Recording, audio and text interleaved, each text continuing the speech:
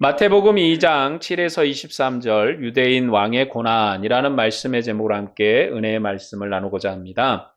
지난주에 이어서 동방박사의 이야기를 좀 더 하려고 합니다.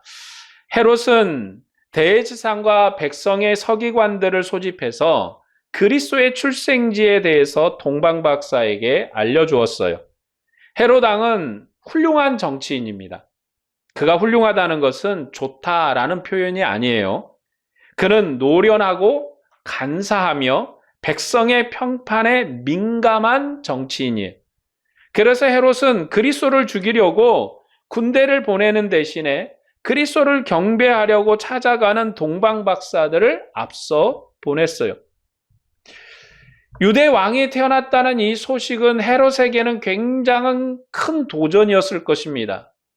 그가 평생에 듣고 싶지 않았던 소식, 이스라엘 유대인의 민족이 그렇게 갈망하던 메시아의 탄생의 소식은 헤롯에게는 굉장히 정치적인 도전이었을 것이고 압박이었을 거예요. 좀 더 흥분하고 노련하지 않은 왕 같으면 벌써 군대를 동원했겠죠. 동원해서 어디 가서 그놈을 잡아서 죽일까 하고 했겠지만 그는 그렇게 하지 않았어요. 이런 점에서 볼 때 헤롯이라는 인물은 굉장히 정치적으로 노련하고 그리고 이 백성의 평판에 대해서 굉장히 민감한 사람이라는 걸 알 수 있어요. 그는 베들레헴으로 가는 동방박사들을 불러서 아기에 대해 자세히 이미 알아봤어요. 그리고 나서 찾거든 내게도 보고하고 나도 경배하게 하라고 그렇게 명령을 했습니다. 군대를 동원해서 그리스도를 찾았다면 온 동네가 소란이 나고 소문이 크게 났을 거예요.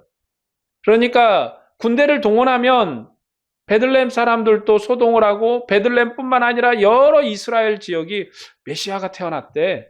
그래서 헤롯이 군대를 동원해서 찾고 있더랴. 그러면 지금 이 헤롯이 군대를 동원했다는 건 무엇을 의미하는 거예요? 메시아를 죽이려고 한다. 그러면 유대인들에게 어마어마한 저항을 받았을 거예요. 그래서 헤롯은 이 왕을 죽이되 조용히 아주 차분하게 죽이려고 합니다. 이런 면에서 헤롯은 백성들에게 좋은 평판 듣기를 소망했던 것 같아요. 그래서 동방박사들에게 정확한 위치를 파악하기 위해서 조용히 물어봤고 그리고 조용히 그리스도를 죽이려고 했던 것입니다. 이것이 헤롯의 노련함이고 간사함입니다.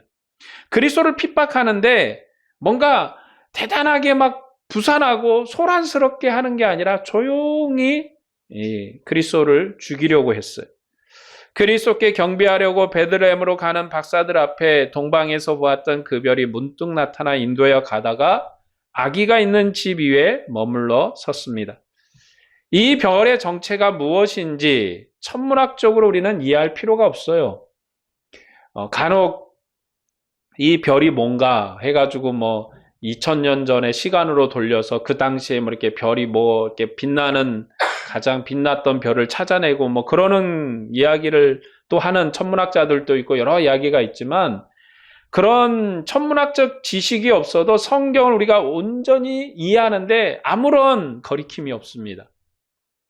마태복음에서 이 별에 대한 사건은 하나님께서 창조적인 일을 하심으로써 구원 역사를 획기적으로 새로운 단계로 진입시키는 도구로 쓴 거예요. 그러니까 하나님의 구원 역사가 새로운 시대, 새로운 역사로 접어드는 그 시점에서 그 문학적 도구, 하나님의 구원 역사의 도구, 그것이 바로 이 별이라는 거예요. 하나님의 구원 역사에서 나타나는 새로운 일은 이전 역사로 판단할 수 없고 또 반복되지도 않는 거예요. 무슨 얘기냐면 하나님께서 아브라함을 부르시는 일은 이전 역사에 없었던 일이에요. 하나님이 어떤 사람, 특별한 사람을 불러다가 너로 인하여서 큰 민족을 이루고 너로 인해서 천하 만국이 복을 받고 너를 통하여서 하나님의 큰 구원 역사가 이루어질 것이라고 말한 역사는 이전 역사에 없었어요. 그러나 아브라함을 불러서 처음 시작한 일이 또 이 일은 반복하지 않아요. 아브라함이 죽고 다 사라졌을 때 그리고 또 새로운 인물을 불러서 하나님이 거짓말하듯이 이렇게 또 다른 사람한테 똑같은 약속을 행하지 않아요. 하나님께서 아브라함을 불렀을 때도 그랬고, 하나님께서 이스라엘 백성을 바로의 손에서 구원하기 위해서 홍해를 가르셨는데, 그 역사는 이전 역사에 없었던 사건이에요. 하나님께서 이스라엘 백성을 구원하기 위해서 홍해를 갈랐어요. 야, 신기하다. 그러나 그것은 성경에서 신기한 일로 끝나는 게 아니라 자기 백성의 구원을 위해서 하나님이 일으키신 역사적인 표징이죠. 그런데 이 일은 반복되지 않아요. 하나님이 이스라엘 백성에게 매번 바다를 가르고 강을 갈라야지 하나님의 구원 역사가 뭔가 대단하게 그들에게 임하는 게 아니라 이미 자기 조상들에게 행하신 일이 나에게 한 일이에요. 이게 이스라엘적 히브리적 사고예요. 우리는 우리 조상과 우리가 별개잖아요. 그런 개념이 없는 것은 왜냐하면 아브라함의 언약이 나의 언약이라는 소망이 이스라엘에 있는 거예요. 하나님이 아브라함을 부르셨잖아요. 그리고 아브라함에게 언약을 주셨어요. 그리고 그 언약은 아브라함 당대에 끝나는 게 아니에요. 그 후손들에게 계속 상속되어지고 계속 유전이 되는 거예요. 그리고 하나님께서 모세를 통해서 이스라엘 백성을 구원하기 위해서 홍해를 가르신 그 역사가 이스라엘 백성이 모세 시대 때 당한 역사로 끝나는 게 아니라 그 역사가 바로 나의 역사예요. 우리의 역사예요.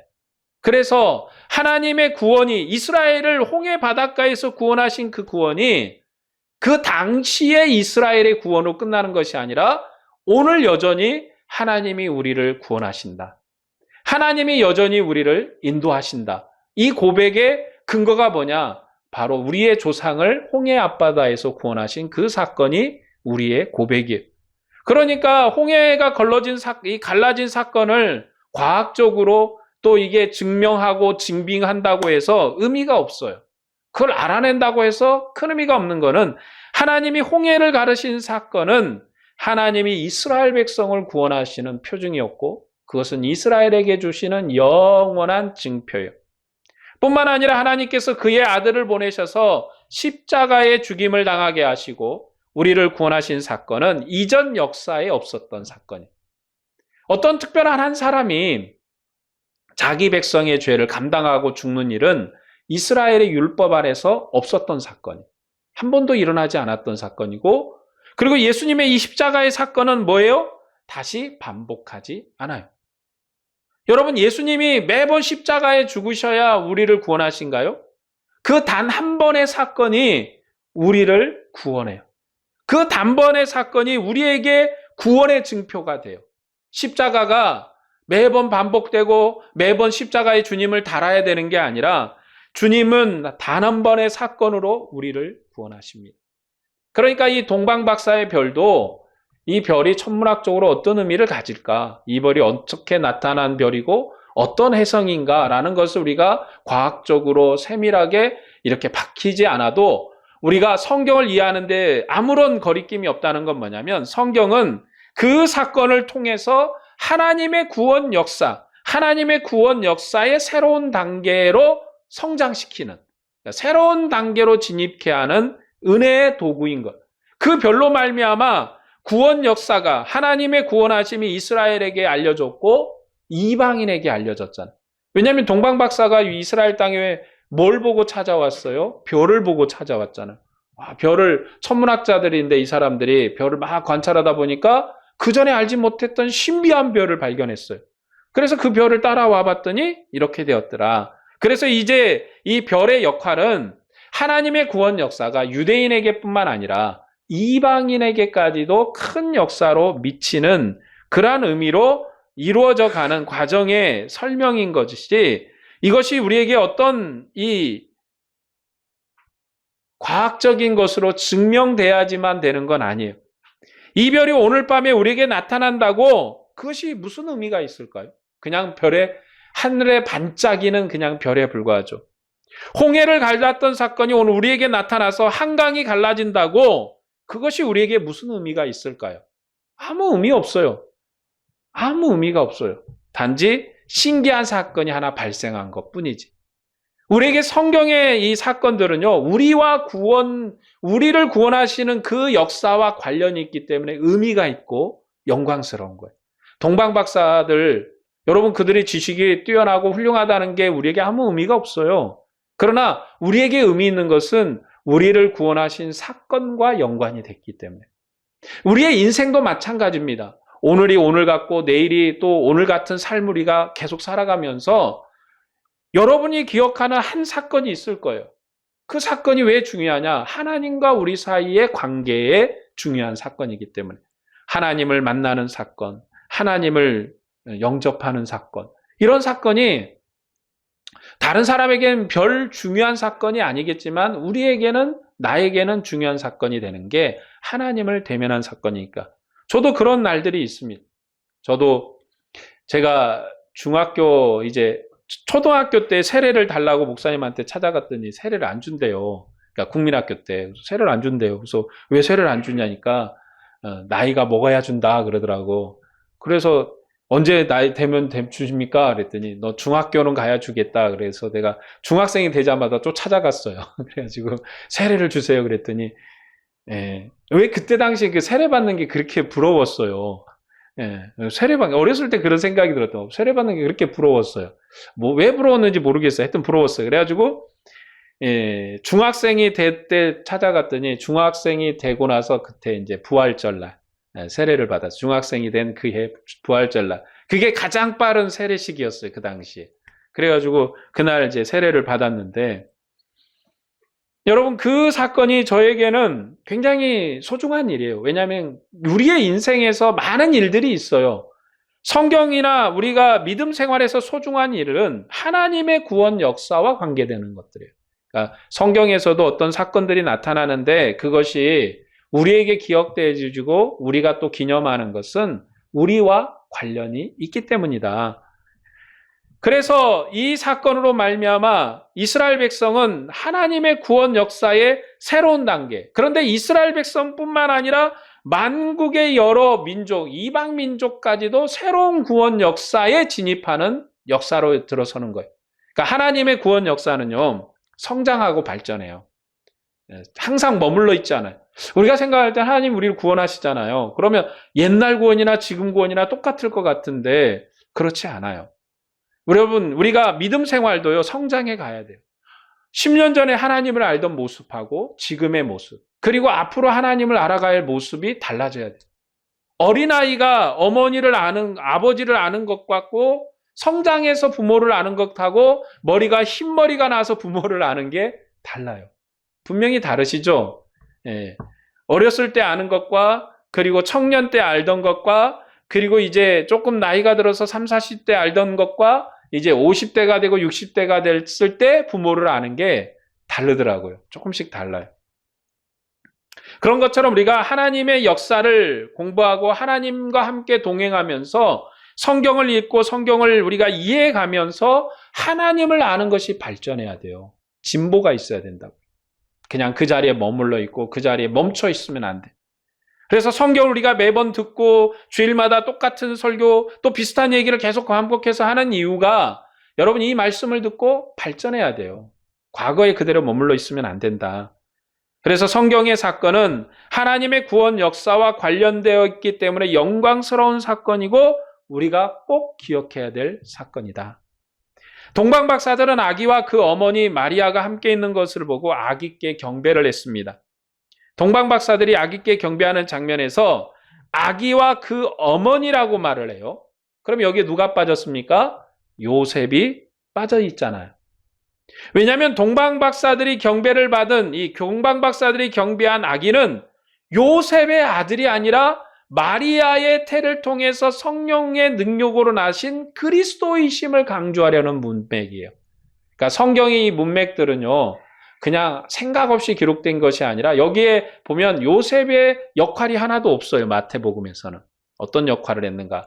누가복음에 보면 요셉이 이 마리아의 그 잉태와 출산 과정에서 그 있을 곳을 찾기 위해서 부단히 노력을 하죠. 막 찾아다니고 그래서 결국은 말구유를 이제 헛간을 빌려서 말구유에서 태어났다. 누가복음은 낮은 자의 탄생, 천한 자의 탄생, 여기에 강조점이 있어요. 그래서 하나님의 아들이 얼마나 낮은 자에 왔는가. 그래서 천사가 소식을 전해도 누구한테 전해요?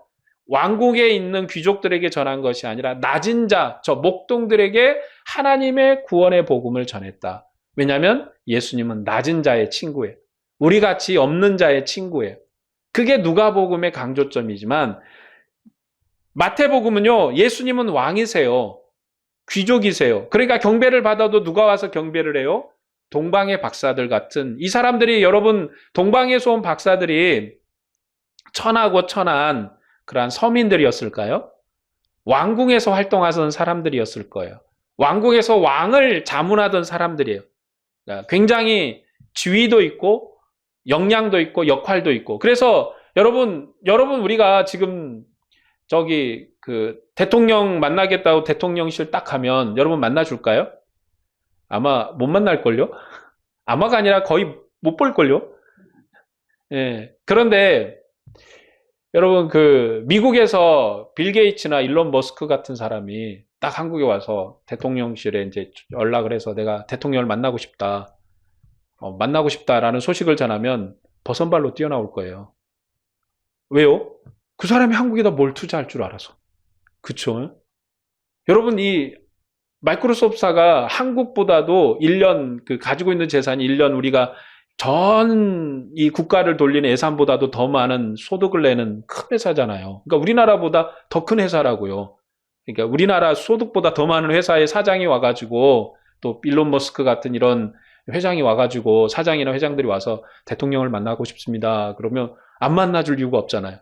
뭔가 얻을 수 있는 아주 막 큰 소득을 얻을 수 있는 일이지만, 그러나 저희 같은 사람이 가서 만나겠습니다. 그러면 얻을 게 아무것도 없잖아요. 뭘 바라겠어요. 그러니까 만나지 않죠. 한마디로 이 동방 박사들이 베들레헴에 찾아왔을 때 어렴풋이 이들이 어디서 왔는지 이미 얘기를 했을 것이고, 그리고 이들의 역량이나 이들을 만나야 될 이유가 있기 때문에 헤롯 왕이 만난 거예요. 만날 만한 이유가 있으니까. 여러분, 어떤 여행객이 와서 왕을 만나겠습니다. 그러면 이 사람 뭔데? 이 사람 뭔데? 그리고 만나기가 쉽겠어요? 물론 만날 수도 있는데 아마 오래 기다려야 될걸요? 6개월을 기다리든 1년을 기다리든. 왜냐하면 순서가 너무 많아요. 만나겠다는 사람이 많아서. 이처럼 역량 있는 사람의 경배를 받는 것. 이게 마태복음의 특징이에요. 그래서 여기 지금 보면 요셉이 배제가 됩니다. 왜냐하면 이 아기가 그리스도임을 강조하기 위해서 요셉을 배제하고 동정녀 마리아의 아들임을 강조해요. 동정녀 마리아의 아들이다. 박사들은 아기께 경배를 하고 황금과 유황과 몰약을 예물로 드렸습니다. 그러니까 이제 이 세 가지 예물에 큰 의미를 부여할 때가 있어요. 야, 황금은 뭐고 유황은 뭐고 몰약은 뭐다. 여러분, 문맥에 아무 쓸모없는 얘기입니다. 그냥 여기 성경에서도 그거 아무런 해석이 없어요.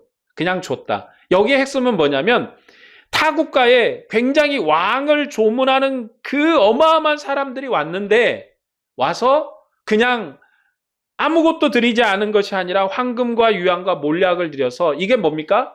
왕에게 드리는 그러한 예물이에요. 그런 왕으로서 경배를 받았다. 여기에 문맥의 핵심은 이거예요. 왕으로서 경배를 받았다. 그래서 이 세 가지 예물이 예수님의 삼중직을 의미한다라고 설명하는 경우도 있어요. 삼중직이 뭐냐? 왕, 대제사장, 선지자다. 거기하고도 상관없고요. 애굽에 피난을 가야 하잖아요. 그런데 요셉이 무슨 돈이 있겠느냐? 그러니까 하나님이 돈을 좀 마련해 주셔가지고 그가 이제 피난할 수 있도록 경비를 댄 것이다 라고 말하는 경우도 있어요. 그것도 아무 의미 없어요. 또는 그리스도의 성장과 장례를 준비하라고 하는 것이라고 해석하는 경우도 있는데 그것은 여기 문맥과 아무 상관이 없어요. 그런 거는 자의적인 해석이라고 부릅니다. 자, 동방박사들은 하나님의 왕권으로 세상을 통치하실 유대인의 왕께 경배하고 그 왕께 귀한 예물을 드렸다. 단지 이뿐이에요. 여기서 해석할 수 있는 건 여기까지 뿐이에요. 그러니까 여러분, 우리가 이제 여기서 황금은 뭐고 유량은 뭐고 몰약은 뭐다 이렇게 이제 해석하는 거를 그거는 그 올바른 해석이 아니에요. 그 의미를 부여해서 거기다가 무슨 의미가 있지, 무슨 단어가 있지 이렇게 해서 해석하면 안 돼요. 그렇게 해석하는 게 아니라 문맥을 봐야 돼요. 문맥. 여러분 성경을 볼 때도 항상 뭐가 중요해요? 문맥. 문맥이 제일 중요하다. 그래서 거기다가 영예를 한다고 해서 막 이렇게 이제 해석을 하죠. 막 뭐 황금은 어떤 의미가 있는데, 근데 성경은요 그런 거에 대해서 성경이 그 의미를 알았다면 더 벌써 했을 거예요. 마태가 했을 거예요. 그러나 마태에 지금 얘기하고 싶은 얘기는 예수님은 왕이시다. 얘기 하나예요. 이야기 하나. 왕이시다. 그런데 왕이라면 왕에 맞는 대우를 받아야 하잖아요. 여러분 그가 왕인데 왕에 맞는 대우를 받아야 하잖아요. 그러니까 저 타국에서 왕을 자문하던 귀한 박사들이 와서 경배를 했다. 경배를 했다는 것마저도 큰일인데 또 귀한 예물도 함께 드려서 경배했다. 단지 이뿐이에요. 마태복음은. 자, 주의 사자가 이제 박사들의 꿈에 나타나서 헤롯에게 가지 말라고 명령을 했습니다. 그리스도를 경배한 박사들은 헤롯을 두려워하지 않고 천사의 명령대로 다른 길로 해서 고국으로 돌아갔어요. 그리고 주의 사자가 요셉의 꿈에 나타나 헤롯이 아기를 죽이려 하고 하니 아기와 그 어머니를 데리고 애굽으로 가서 다시 명령을 할 때까지 거기 있으라 했습니다. 그래서 요셉이 주의 사자의 명령대로 수년을 애굽에서 숨어 살았습니다. 바로의 명령을 두려워하지 않고 모세를 살린 모세의 부모처럼, 요게 이제 여기에 나오는 거예요.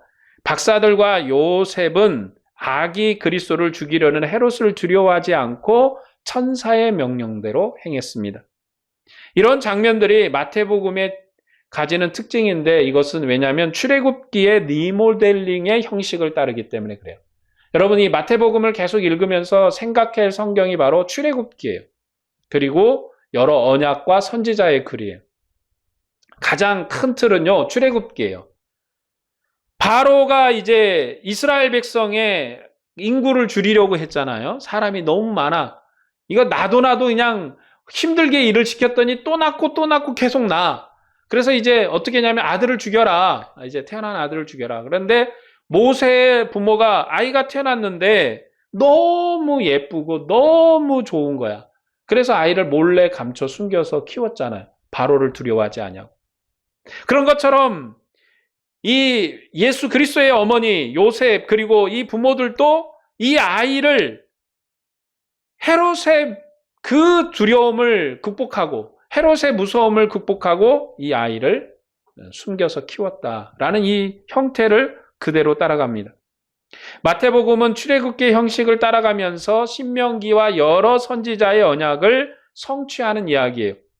아기 예수님께서 애굽으로 피난한 것에 대해서 마태복음은 내 아들을 애굽에서 불렀다는 선지자의 말을 이루려 하심이라고 해설을 해요. 해설을. 그러니까 여기 이런 말들은요, 마태복음이 해설해 준 거예요. 그게 여기 여러분 선지자의 글이 여러 가지가 있는데 그 중에 선택을 해요.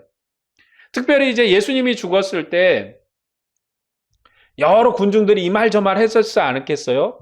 뭐 잘 죽었다느니, 뭐 이상한데 좀 특이하다느니. 그런데 요한복음에 보면 어떤 특별한 어떤 백부장의 얘기, 어떤 그 사람의 얘기를 하기를 저는 의로운 사람이다.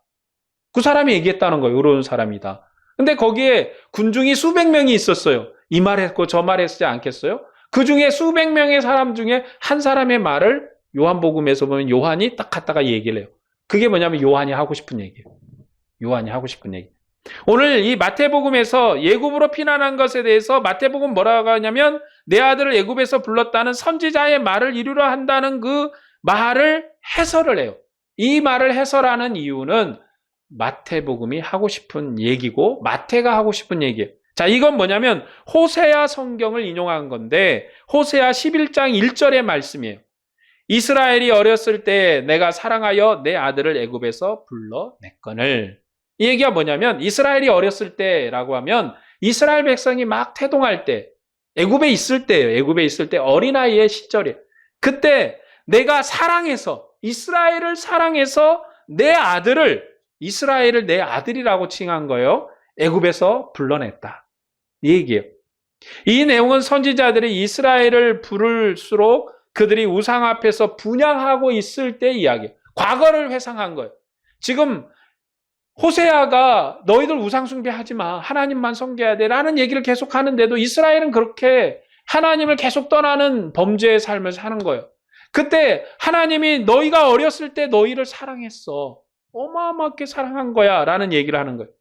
이 구절은 출애굽 당시 하나님의 사랑을 회상하는 내용으로서 구원의 예언과는 상관이 없는 내용. 그러니까 이거는 과거에 하나님이 이스라엘을 사랑했다. 그 사랑이 끝났을까? 여러분, 하나님께서 과거에 이스라엘을 사랑한 것이 지금 이들이 범죄하고 있음에도 여전히 사랑하고 있다는 얘기를 한 거지, 어떤 메시아의 구원과 상관이 없는데, 마태복음의 이 사도 마태가 선지자의 글을 인용해서 끝날의 그리스도의 구원을 새로운 출애굽으로 설명하는 도구로서 여기에 인용을 해요. 새로운 출애굽이다. 그래서 마태복음은요, 사도 마태가 쓰면서 출애굽 성경을 대단히 염두에 두었음을 이해할 수 있어요.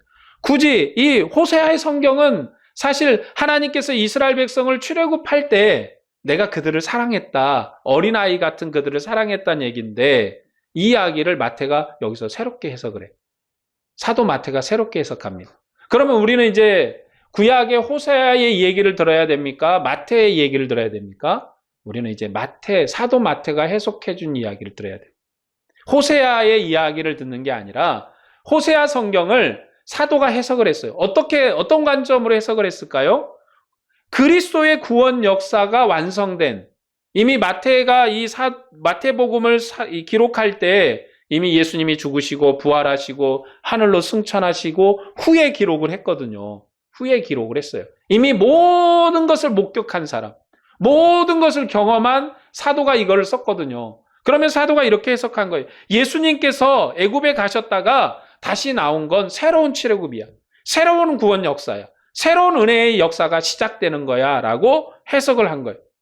그렇기 때문에 우리는 출애굽 상황을 해석하는 이 호세아의 글을 인용하는 것은 바로 종말의 구원자이신 그리스도를 처음 구원자인 모세와 연결시키려는 이 마태의 얘기를 우리가 들어야 돼요.